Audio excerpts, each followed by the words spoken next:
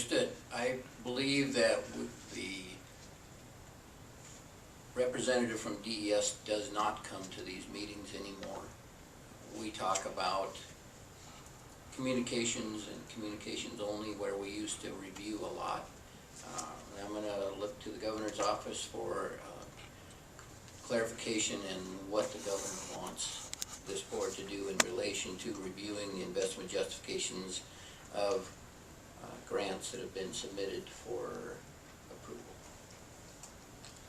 Well, I think in the past, we have made recommendations, but the authority doesn't rest with this board. Correct, they're just recommendations. And I think recommendations is probably what we ought to stick with. Review and recommend, or at least review. When? Mr. Chairman, Mr. Burton, just to reiterate, you are correct. And typically, I don't know if all the board members know this, the Senior Advisory Committee, which serves DES and reviews all of the Homeland Security Grant Program applications, investment justifications. Sheriff Dutton is the vice chair, as well as Colonel Butler serves on that with the Montana Highway Patrol. And I also serve on the SAC. And typically what we've done in the last couple of years is brief the SIGB on the communications application specifically and get a recommendation from the SIGB, and then I, as the Statewide Interoperability Coordinator and staff to the board, bring those priorities and recommendations to the SAC in the SAC process. So I'll ask this of the group. Some of you are have a look of, I've only heard this for the first time. Do we need one more month to digest this and then make sure that this is what we want? Shall we table this, or I guess it's motions on the floor, we have to just say no and then say let's work these comments in. You guys from the telecommunications bring up good comments. I've reviewed them, but I don't think everybody else has got to. What's the pleasure of the board? Quinn? And another, what my staff, myself can offer to the board is to gather all those comments and insert them into the draft charter with track changes so that everybody has an opportunity to review them. Of course, run them by and vet them with Bonnie and Jeff to make sure that the wording is correct for what they propose, and distribute that out electronically so people have time to review that and come to the next meeting. What I don't want is just every time somebody makes a comment that we just automatically inject it in there. I'd like to discuss it, because we can end up with something that looks like noodle soup here. We're tasked with following the governor's guidelines. You understand what I mean? I come up with a lot of ideas. Not all of them are good, but I come up with a lot of ideas. But I'm a verbal thinker. Okay? Well, I like the chairman's suggestion that we take a month to digest the proposed changes, and that we set this aside in the meantime and put this on the next agenda for action. So what I would suggest is that we had to have a vote to get it on there so we can discuss it. So if we know the process, I'll call for the vote, and then we'll refer it back to the committee members. And if you, the PSSB, would take that, compilate all of those comments and get us out to them, and we can read it in its entirety and then come prepared next month to make a vote on that, to accept or decline. So remember, if you are going to vote yes, which we needed, thank you for doing that. If you're going to vote yes, we'll accept it as it is, or if you vote no, that means we'll refer it back to the board and vote on it next month. So all in favor, please signify by saying aye. Guess where this is going. All those opposed, signify by saying aye. Aye. That's the end of it. All right, we'll refer it back to the board. SSB, please send out the new changes for our review, and refer, if you want, refer to your home associations or their input, you have a month to come back. Thank you for that good discussion.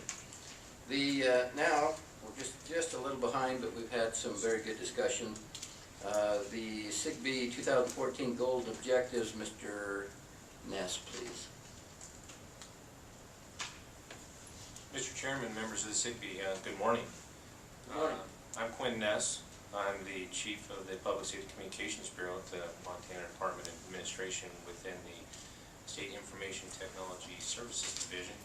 I'm also the statewide Interoperability Coordinator and serve this board as administrative staff to the board. Also within the Bureau, I'd like to take the opportunity to recognize and introduce some of my staff to you, so you know who they are. Carrie Castle, up the front of the room at the table, is the administrative support to the SIGB. I believe Dan Sullivan is behind me. Dan is our planning manager in the Public Safety Communications Bureau. Chad Holteen. Chad is our administrative officer for the state and local implementation grant program that we'll get into further in the presentation. Trudy Scari.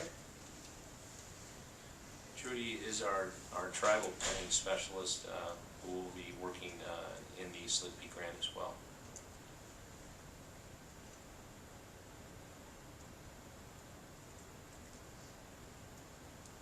Okay, now we have things fired up here. At the start here, before we dive into the SIGB goals and objectives, I would like to take just a couple minutes and review a few basic concepts that I think we all should keep in mind when we are discussing public safety communications issues, such as, what is communication? Communication is the act of using words, sounds, signs, etc. to exchange information. How is information exchanged? Information is exchanged between people via voice, written word, data, and video. Today, with current technology, voice, written words, data, and video can be exchanged via mobile communication systems.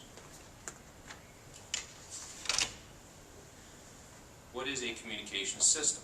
A communication system is a collection of individual communications networks, equipment, and devices capable of interconnection and interoperation to form an integrated whole. The components of a communication system serve a common purpose, are technically compatible, use common procedures, and operate in union. So what is a public safety communication system? Public safety communication system is the exchange of information, public safety communications is the exchange of information between emergency response agencies and personnel to support the accomplishment of their missions. What are public safety communication systems? Public safety communication systems are a collection of individual communication networks, equipment, and devices capable of interconnection and interoperation to form an integrated system to transmit, transport, and receive emergency response information. Today in Montana, emergency responders use two voice communication systems, Land Mobile Radio and commercial radio service, also known as commercial cellular service. Land Mobile Radio is required for mission-critical voice functionality. The current data system or network in use primarily today is commercial wireless broadband networks. Broadband, in essence, is a high-capacity data network.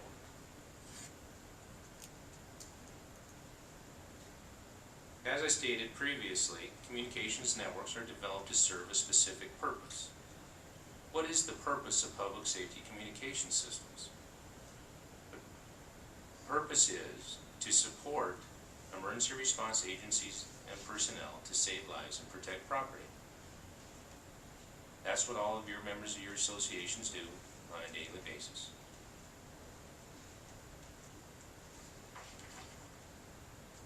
Moving into the Statewide Interoperability Governance Board, SIGB, 2014 Goals and Objectives. And previously, do all of you have a copy of the executive order that was spoken to earlier? We can pass that out for your reference.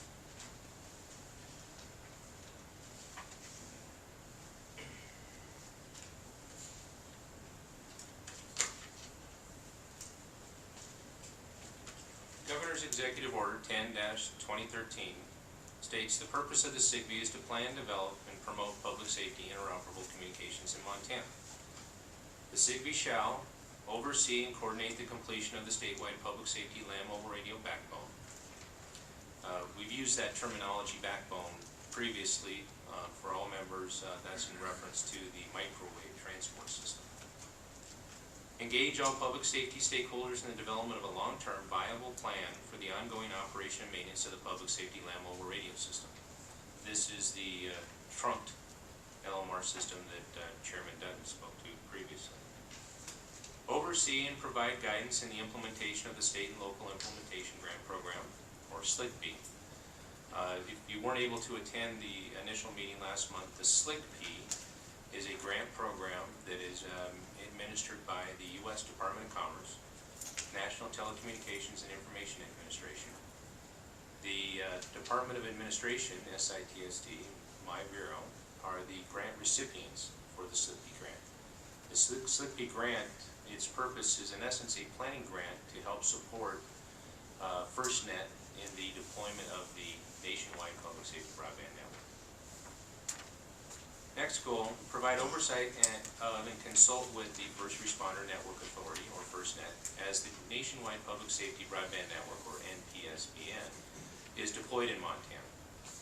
Encourage all public safety stakeholders to participate in the FirstNet NPSBN communications resources as requested by FirstNet.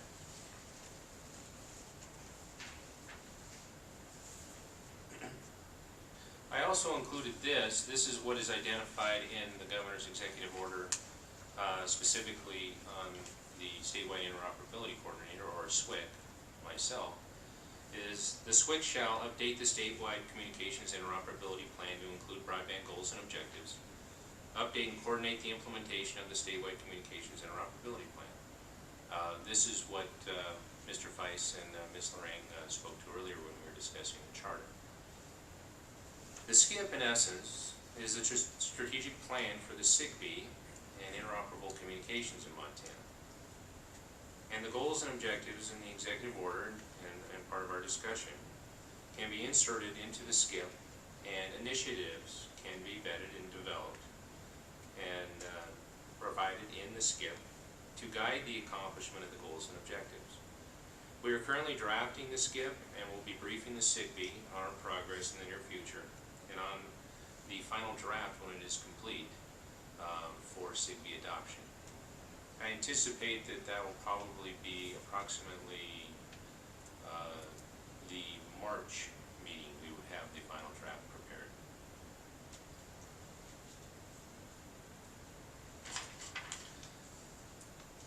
Goal number 1, oversee and coordinate the completion of the statewide public safety land mobile radio backbone. This is in reference to voice communications transport, the microwave.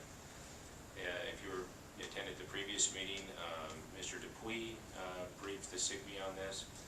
I'm going to hand out, and in advance, I apologize for the,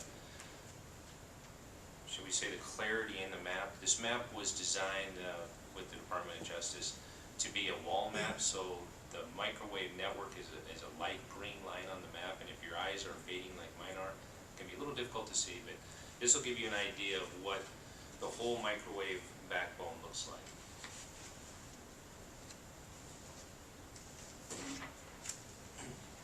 When you look, excuse me, when you look at the map, you'll see an area along Interstate I-94 in Yellowstone, Treasure, and Rosebud counties. And this is the map that is up on the screen. There are 4 remaining what we refer to as microwave hops to complete that backbone. And when you look at the map, you'll see that it's in a figure 8 configuration. That configuration provides for redundant paths. One, as an example, we have our master zone controller, or if you want to say the brains of the trunked system in Lewis and Clark County, and a subservient controller in Richland County in Sydney.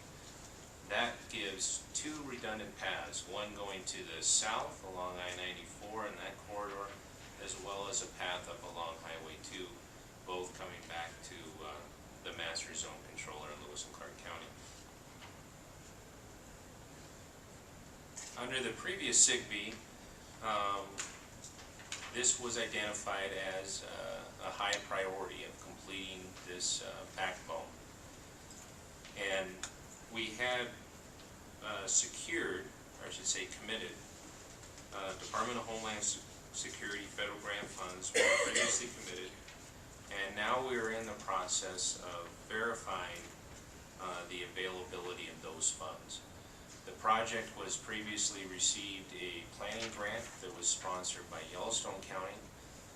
Under that planning grant, the project was fully vetted out, identified project requirements as well as completion of some of your federal documentation such as your NEPA or National Environmental Policy Act documents, and also included proposed budget figures from the primary vendor, which is Aviat Networks, for completion of those hops. The approximate cost for completion of all four is approximately $450,000.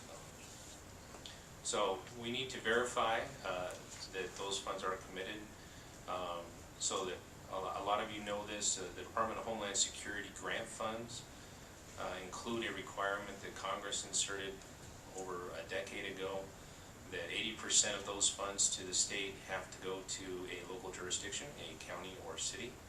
And so you need a local government sponsor to apply for the grant and receive the grant.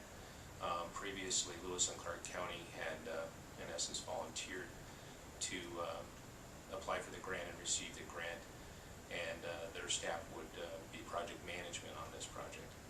So we will continue to verify that and report back to the SIGB on the status of that project. So, I missed that. You got, it's $450,000 to complete the 4 hops down there by whatever that is, Poppy Spiller, et cetera, right? Is that what you said? And that's subject to a grant, or the grant is there and you're verifying whether the money exists, or what's the status of that? Yeah, in essence, we refer to the microwave and hops. So as an example, we have Pompey Spiller to Hysham, which is 1 hop, Right. Hysham to North Forsyth, and North Forsyth to Hathaway. That was a priority for completion. That completes that figure 8 configuration and redundancy in the transport system. And Homeland Security grant funds were committed to the project. The difference there in I'm using the word committed versus obligated. Obligated would be that an actual grant award was made, an award letter was distributed to the grantee. That hasn't been received, and we need to verify what the current status is of remaining funds. It may be possible that there are not funds available currently, and we may need to look at future federal funds. So in essence, of course, we're working on a federal fiscal year. Federal fiscal year begins on October 1st.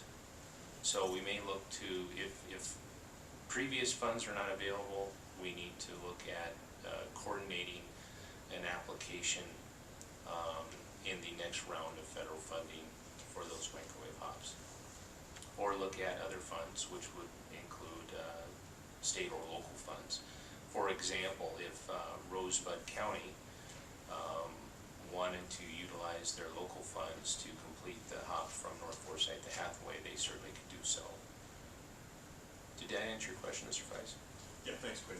So are you looking at alternative solutions as well? I mean, in terms of other technologies or other ways to skin the cat? I'm assuming typically transport, of course, comes in, I would say in general, 2 forms. We have our microwave network, and I think what you're referring to potentially is commercial transfer or communication circuits, or in essence fiber lease is what a lot of people refer to.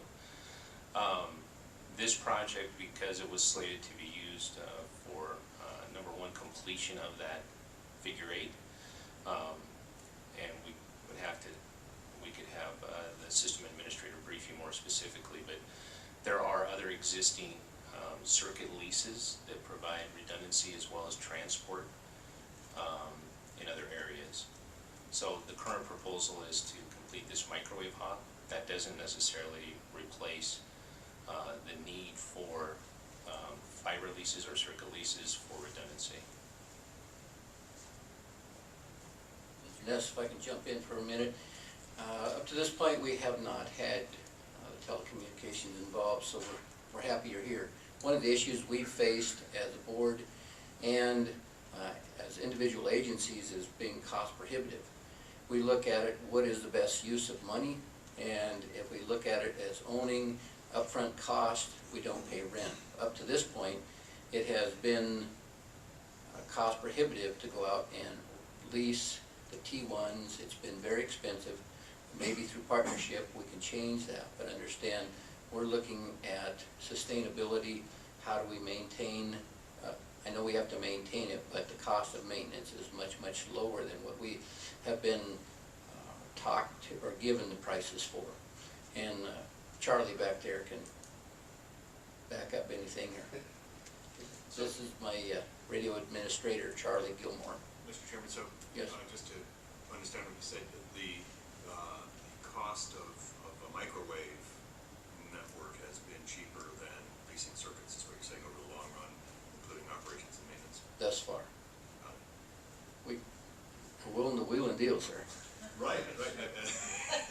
And my assumption here is that we're using the least cost, most effective solutions available.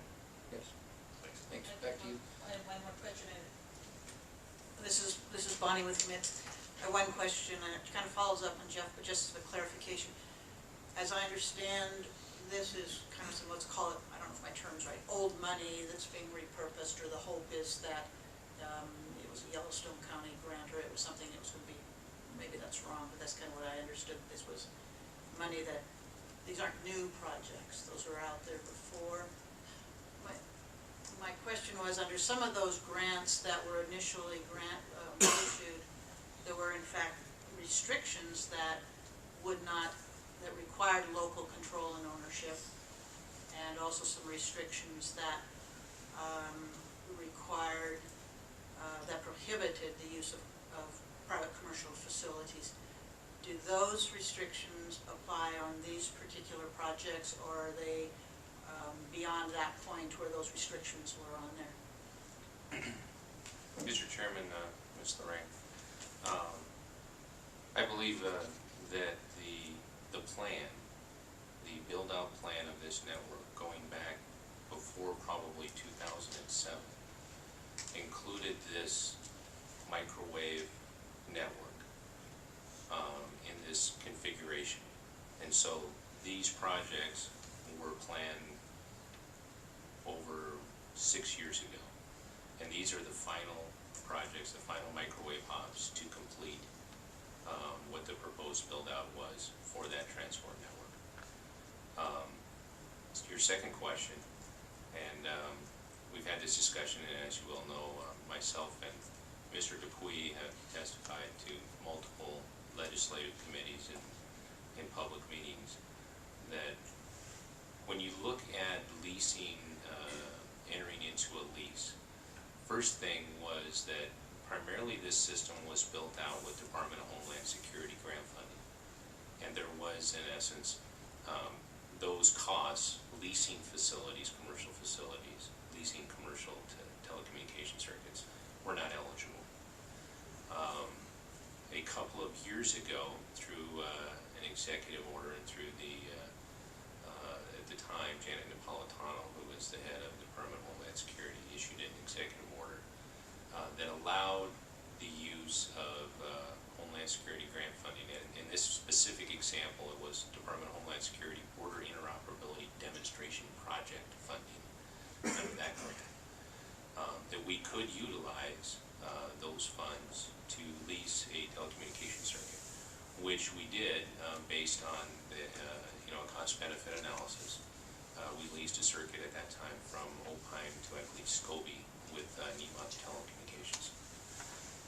The other issue, and we've had some brief discussions about this, I believe, it's exceedingly difficult for the decision makers, say county commissioners, sheriffs, to make, to in essence, deploy your communications capabilities that are dependent upon the leasing of infrastructure or leasing of telecommunication circuits with grant funds, because it's a one-time grant. So you as for example, you enter into a lease, a 3-year lease, you are able to use your one-time grant funds, but when that lease is up, what resources do you have available to a county, as an example, to extend that lease, renew that lease?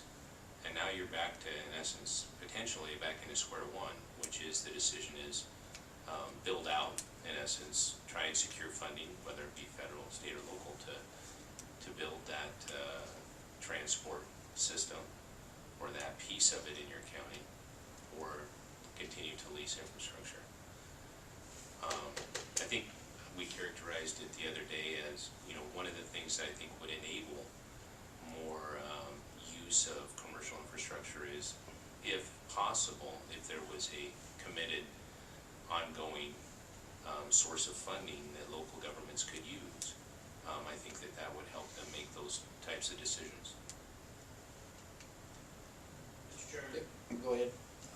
Yeah, I think it comes down to sustainability over time too, and just as you said, if you can go into the first year and have your lease and have your rates that you know what they're gonna be. But that comes down to anything. If you own the equipment, you know what the costs are gonna be. Now that doesn't mean that you're gonna have to replace it, so those are the type of costs you have to weigh into that.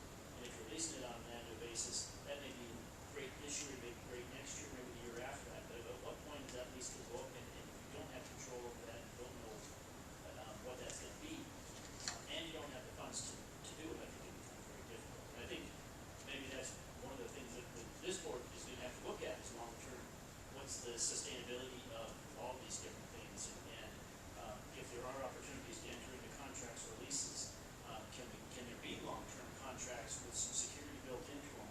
And typically you don't find a lot of network providers doing long-term locks on rates, but I mean, just as an administrator, I think that would be something that would be important as you look at that, and then having the flexibility when you're looking at federal funds. We've never a lot of federal funds in local governments in Montana, and so if we're going to utilize those funds that are available, is that an eligible cost or an eligible use of those funds, and how can it be? I mean, maybe you can pay 10 years up front, I don't know, maybe there's some options out there that can do it, but I think the sustainability and the security of what you do with your infrastructure is always going to be critical when you're looking at whether or not to lease something or to buy it and have your own system set up. Jeff? I just want to second those thoughts, Mr. Chairman. So, thank you, Mr. Myrie. I think a look at long-term sustainability and costs and options is always in our best interest. So I appreciate the open-mindedness, and even ownership of a microwave network also obviously implies long-term costs of maintenance and ultimate replacement. So I appreciate the discussion. Thank you. Mr. Burton? I would just add, in line with this discussion, is one of the challenges we've had are over time one-time grants that have obligations for local government to maintain moving forward. So that type of structure between local government, the state of Montana, and the federal government doesn't really allow for long-term leases at this point, because you don't have a sustainable funding source. Now, that's one of the challenges that we've faced over time. We've had several legislative discussions along that line. But until something changes, and FirstNet may be the change coming down the pike, I think that we've done what we can do relative to the rules that the federal government set up and how it applies to the local and state governments. Mr. Quinn? I don't know how much longer. I like to take a break every hour. Cops are controlled by something else other than when it gets past the hour button. So if you have 10 minutes left, 5 minutes. I will try and move along quickly, Mr. I'm not trying to force you. I'm just saying if this is a good natural place for a break, we'll run. If not, we'll endure just a little longer, and then. Why don't I move break and reconvene if there's any questions. Very good.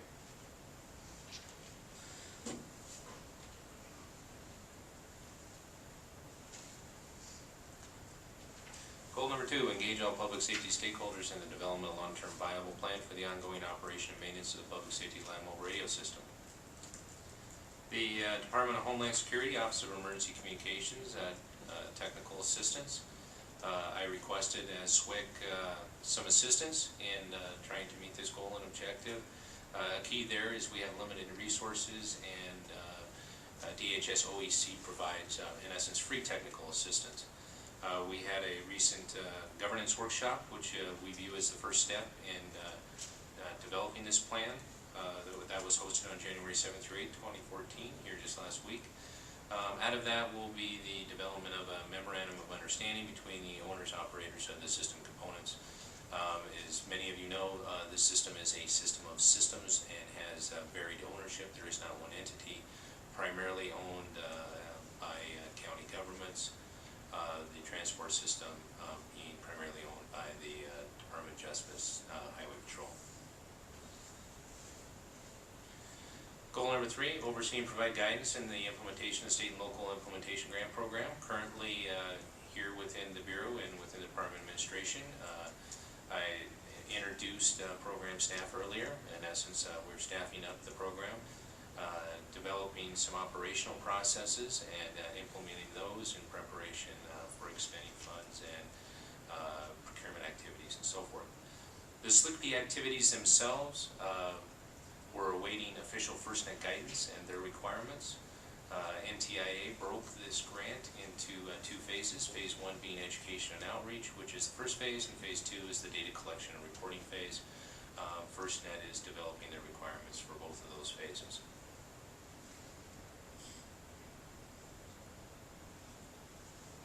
Goal number 4, provide oversight of and consult with FirstNet, First Responder Network Authority, or FirstNet, as the nationwide public safety broadband network is deployed in Montana. Recently, and my apologies, I was out of state for the last meeting in December. I was in Georgia for the National Council of Statewide Interoperability Coordinators, and TJ Kennedy, Deputy General Manager of FirstNet, provided a presentation at that event. Some highlights there as far as FirstNet's overview of the consultation process. Specifically want to identify the one in red, which is FirstNet will communicate the consultation process and necessary roles and responsibilities. It will be clear to all the stakeholders what the process is and what the expectations are for those involved. For example, Mr. Kennedy mentioned the potential development of a checklist for the outreach and consultation process. In blue, we have the consultation will focus only on critical information and data. This is speaking directly to phase 2. FirstNet will focus on gathering only absolutely necessary data to help build out the network. FirstNet data requirements are currently under development. Moving on to goal number 5, encourage all public safety stakeholders to participate in the FirstNet National Public Safety Broadband Network.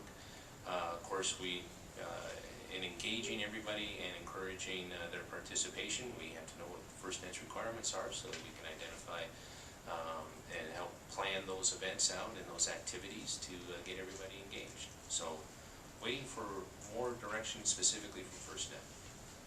Goal number 6, coordinate and otherwise encourage the integration of public and private communications resources as requested by FirstNet. The public communications resources will be identified under the SICP grant.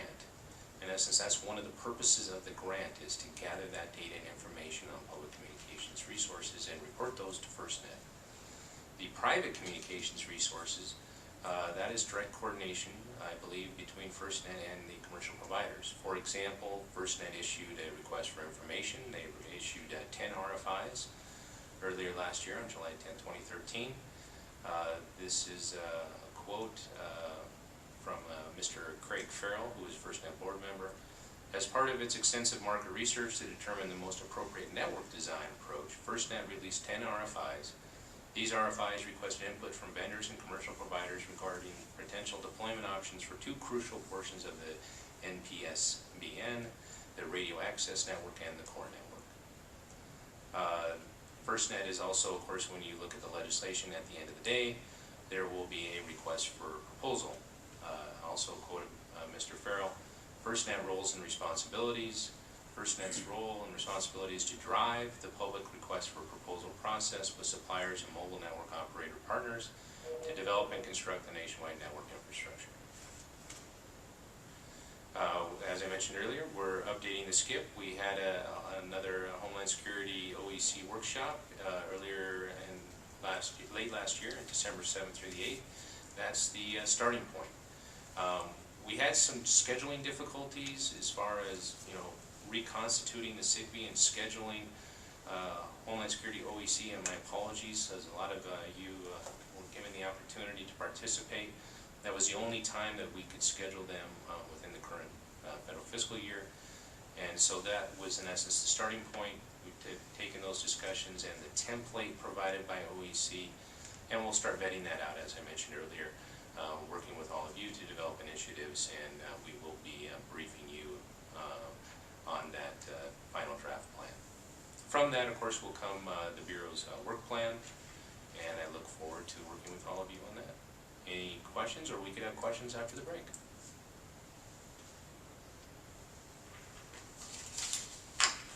I see no questions, we'll take a break. We'll have about 10 minutes, be back in 10 minutes, sharp start. Yes. Joe Briggs, I don't have the materials that you're looking at, so after the meeting's over, I'd appreciate you sending to us. We certainly will, and they will be posted to our website, and now that we have a varied group of board members, some of which are from out of town, we'll try and get those presentations to you in advance so that you can follow along on the phone. That'd be great, thanks, Chris.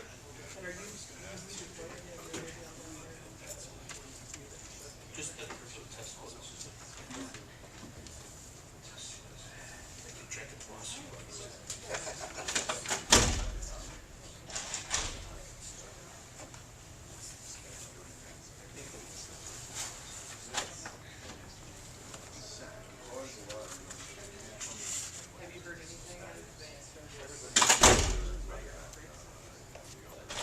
They sent the first invoice. I have not heard from Christensen or anybody. Maybe I'll start engaging. Mark's gonna do the PM on the greater. I saw an email the other day, but we've got Ada County's doing an upgrade, Montana's doing an upgrade, so we've got two different. They kind of combine them into one email, and it's Fred Simpson's PM, but I'm not sure if that's only Ada County's Montana one, where that's all signed.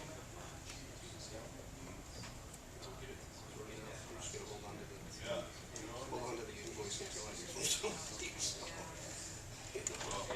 Oh, And actually, they they invoice.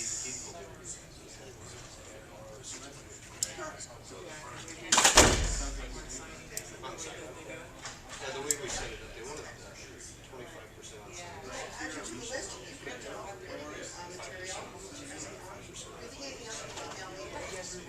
I did, yeah. We got it to where it's 25, 45. So I got a little more leverage to speed up the process. I haven't seen any dates or anything. They make recommendations. SIGB Now that we're in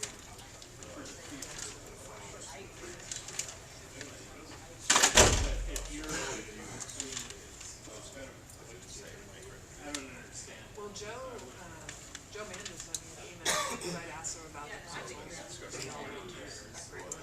I guess when you guys were at 7-Eleven, what is something sort of after? I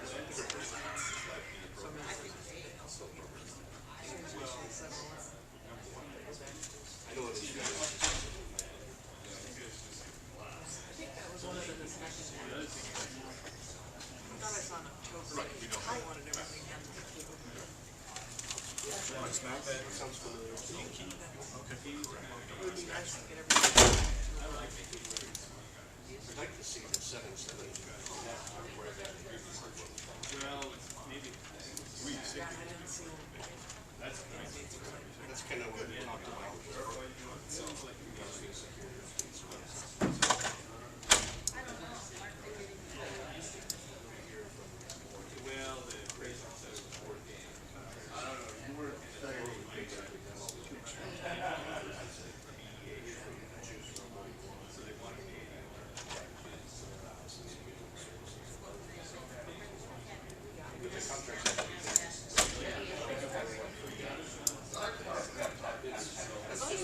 let's just take that. Because some of those sites, still showing high energy. So those are the ones that we need to get sorted out. So those are the ones that we really need to get sorted out as to who exactly is the owner of that equipment, so we can make sure it's connected to the right account. Oh. So it's kind of like, Marriott's chainsaw. Oh, and that would be Double shuffle. And I take the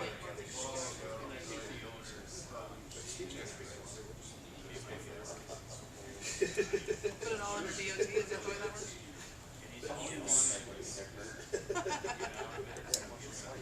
just the third and the fourth. You guys want some microwave?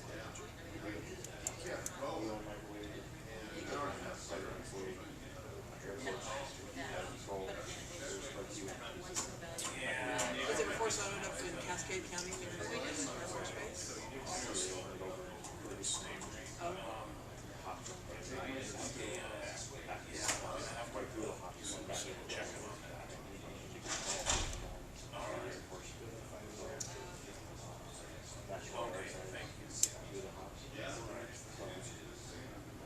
Boy, it was windy flying into Great Falls.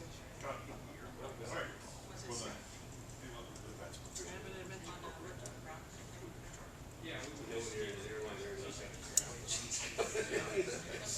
he was kind of doing this a little number, and I'm thinking, I don't want to organize. The guy next to me, he was a bigger guy, and he was jumping, he's on, I'm thinking, oh my gosh, he was probably a little more scared than I am. And I didn't want to step up.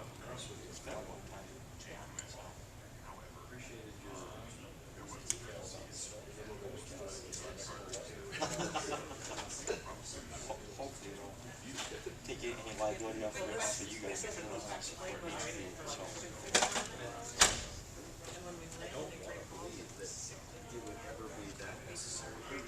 I would like to think so too, but it covers everybody if we have it out of business. So, they're all on the radar.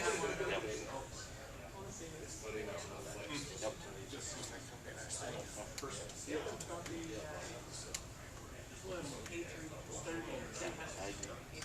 I don't feel that way either, but if someone goes back and looks at it and says, well, did you have to do something? This guy's in writing and saying, hey, they're responsible for it, so. Well, that was the intent. They picked up the snowcat and a little after 7. So they were traveling that way, so hopefully they were successful. The last time we tried to see them, It's kind of a bummer this year, maybe quarterly up. you know, Nick went, I got there Tuesday afternoon. So we said, okay, we'll part ways. He went back up and tried to create a path to get wound up, slide out the side of the hill, stayed there overnight, and his snowcats also went to the ground. So,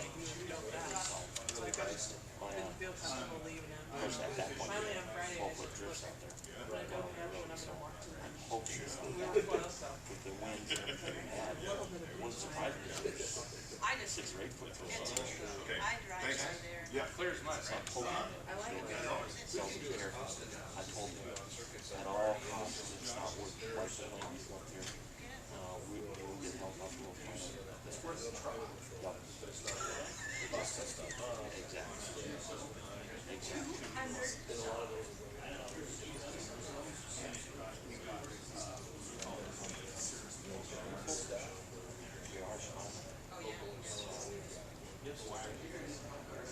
I talked to Dale about that.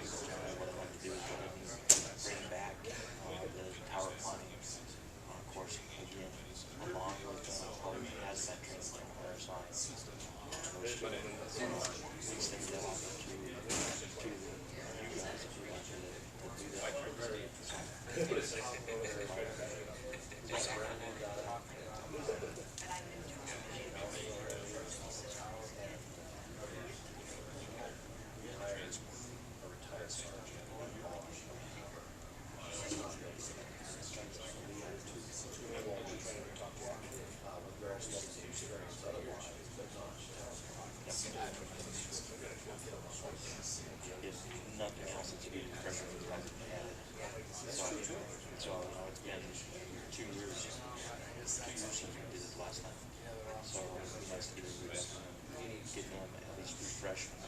guys up to par? I'm looking at all these March, April months. Coordinate with our online. Some of that stuff done. Exactly.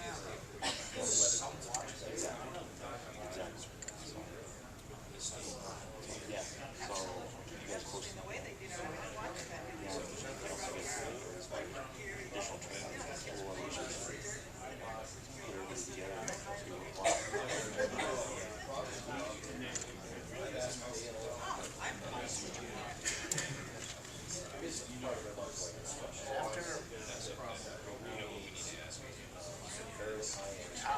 All right, it's been 10 minutes. Let's go ahead and take your seats. Be respectful of your time. I know you have very little of it. And Quinn, before you get started, one of the things I neglected to do, I'll remember to do next time, and I'm going to do it now, is introduce the people in the audience.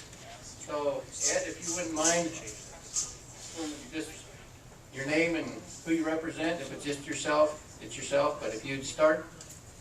My name is Ed Schindall. I'm representing Broadwater County Rural Fire District down in Broadwater County, south of this year. That's what I'm here, just getting started in this. Hopefully I can plan on coming more of these. Thanks, Ed. Charlie? I think that's your name, Charlie? Yeah, Charlie Gilmore. I work for Leo's office. I'm an system administrator for the wide area land mobile radio system. Hi, Jennifer Reese, I'm with Motorola Solutions, I'm the customer support manager for the state. Dan Sullivan, Public Safety Communications Bureau staff. Chad Team, I'm also with the Public Safety Communications staff. I'm Zay Hudson, I'm with the Ravalli County Sheriff's Office, 911 director. I'm Trent Bauer, I'm Mineral Community Hospital Emergency Preparedness Coordinator, Mineral County Search and Rescue Secretary, and Superior Area Ambulance. Where are you from? Superior. Oh, okay. Thought if you could get just a little bit further back, we couldn't hear you at all, but there we could kind of. All right, thank you, and back to you, Quinn. Mr. Chairman, members of the SIGB, welcome back. Thank you. Next agenda item is the CB travel reimbursement. This is something that to brief the board members on. The SICP grant through NTIA, or specifically, is focused on the nationwide public safety broadband network. We can use those grant funds for board reimbursement. One of the requirements under the grant is to have governance, which is one of the purposes of this board. One thing that we've been notified that they will not reimburse is any expenses that are just exclusively or directly related to land mobile radio. So we propose in the future that we will always have our broadband discussion, our FirstNet discussion, so that one of the purposes of our meetings will always be discussing that network. And then we can reimburse the board members who are traveling from out of town through the SICP grant. So we have some funds available. So I'd like to introduce Chad Holteen, who, as I mentioned previously, is our administrative officer on the SICP grant, and he'll briefly go over the travel reimbursement process. Thanks, Chris.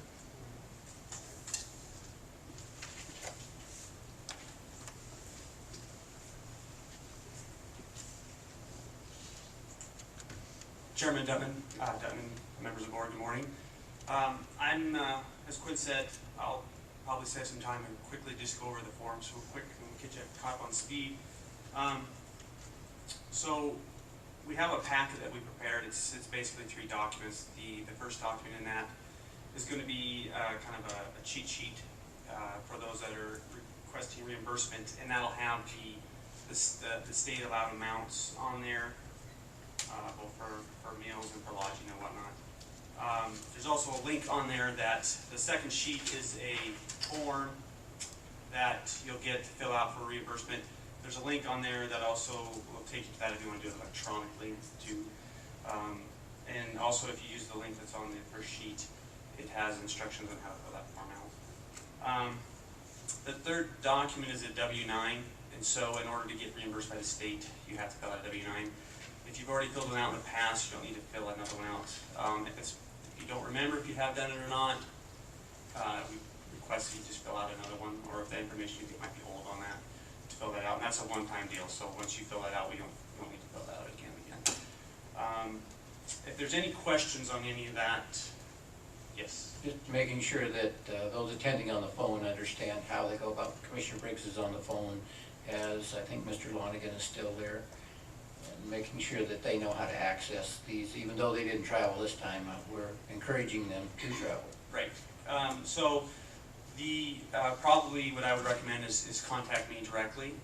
And so we'll send that information out, but my phone number is 444-2588, 444-2588, or my email is chultin@mt.gov, and I'd be happy to, whatever's most convenient for you, correspond that are on the phone. Either you can call me or send me an email, and we can send that information to you electronically.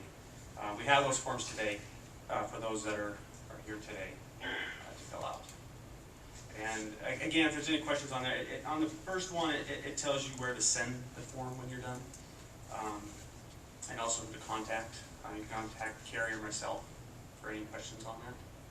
Okay, any questions on filling out the form? Commissioner Briggs, did you get the email? No, I've not seen the email about that, but I'm sure once I do it, it'll be self-explanatory. Okay. If there's any questions. Now, who's going to contact who, just to be clear? Does Commissioner Briggs need to contact you, or you will reach out? Someone will reach out to everyone on the board with that contact information. I would recommend that you contact me. That way we're not, we'll get that properly that way. Okay. So the phone number for those on the phone was 404-444-2588. Make sure that my spelling is correct. Your email is chultin@mt.gov. Right. Yes.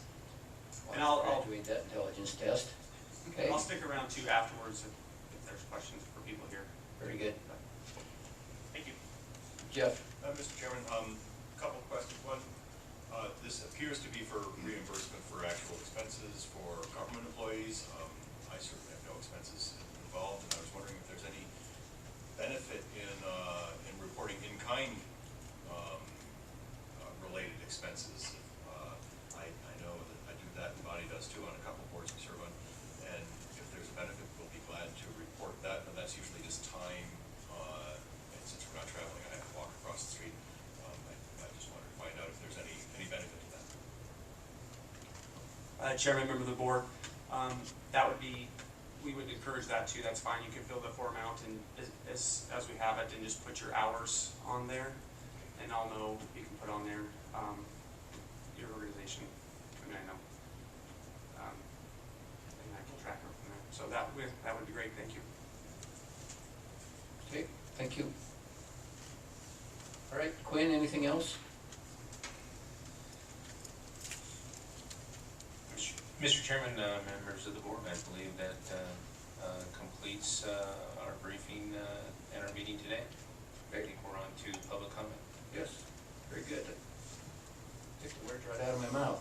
Any public comment from the back? Way back? Furthest back you can go. Anything? Ed? I'd just like to know that Broadwater County still wants to continue on with our communications plan and get the microwave and trunking system in our county too, if at all possible. As a neighboring county, I'm very happy to hear that. Anyone else? Charlie, anything for the benefit of or the good of the order that you'd like to share? Roger's not here for his laborious report. One thing I can share is that we've entered the upgrade contract with Motorola, so that ball is starting to roll down. Thank you. Any questions about that? Or the pass-through grant that Charlie's going to oversee from the state to pay for upgrades of the system? And that's for software or hardware? Both. Both, okay. All right, well, I can see everybody's got the, I want to get out of here look, so I would entertain a motion to adjourn. So moved.